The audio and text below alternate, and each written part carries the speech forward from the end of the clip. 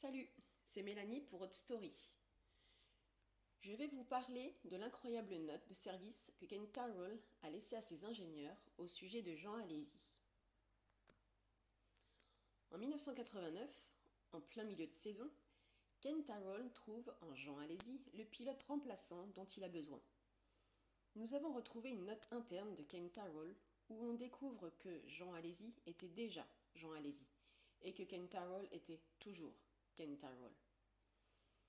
Après un problème de sponsoring avec Alboreto, soutenu par Marlboro, dans une écurie Tyrrell financée par Camel, Oncle Ken doit trouver un pilote d'urgence pour le Grand Prix de France. Ce sera le jeune Français, Jean Alesi, qui court alors en F3000 chez Eddie Jordan. Après des débuts tonitruants, Jean termine la saison dans l'écurie. Nous avons retrouvé une note de service d'Oncle Ken qui nous replonge dans cette époque.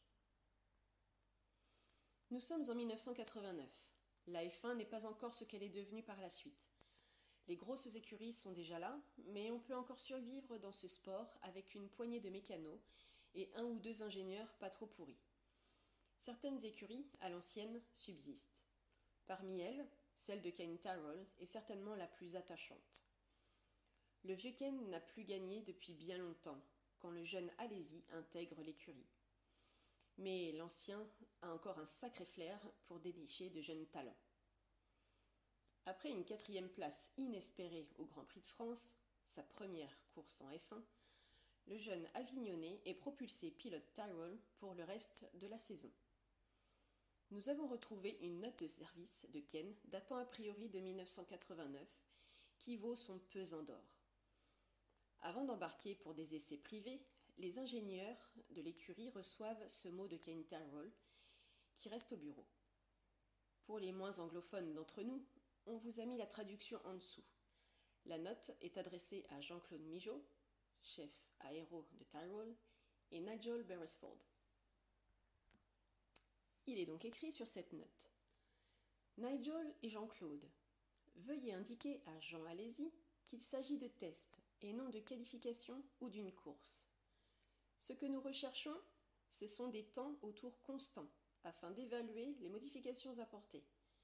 Pas de tête à queue, pas de sortie de route. Comme il découvre le circuit, vous devez lui laisser le temps de réaliser un tour de référence. Lorsque vous constatez qu'un changement technique semble entraîner une amélioration, revenez à la configuration d'origine pour vous assurer que l'amélioration est bien réelle et pas due au pilote. Certains d'entre vous, je pense uniquement NB et JCM, auront des tickets de réduction avec les billets d'avion qui n'ont pas été utilisés. Assurez-vous qu'on ne vous les déchire pas à l'enregistrement, car ils nous seront facturés. Je serai au bureau tous les jours, pour autant que je sache. Mais vous pouvez aussi me contacter à la maison, quasiment tous les soirs ou chaque matin à partir de 7 heures. Signé Ken. Autant vous dire qu'il s'agit d'une note de service d'un autre temps. Impensable aujourd'hui. Imaginez, un patron d'écurie aujourd'hui pondre une note pareille en demandant à ses ingénieurs de bien faire attention à leur réduction de billets d'avion. Mais Oncle Ken fonctionnait à l'ancienne, avec tout le charme que ça implique.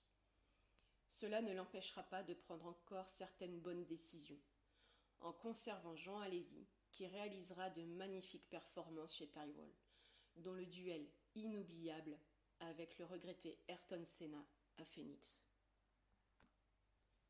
Si vous voulez retrouver ce texte de Nicolas Laperruque et les photos sur le sujet, n'hésitez pas à aller sur le site Hot Story et bien sûr vous abonner à notre podcast sur Apple Podcast, Google Podcast, Deezer, Spotify.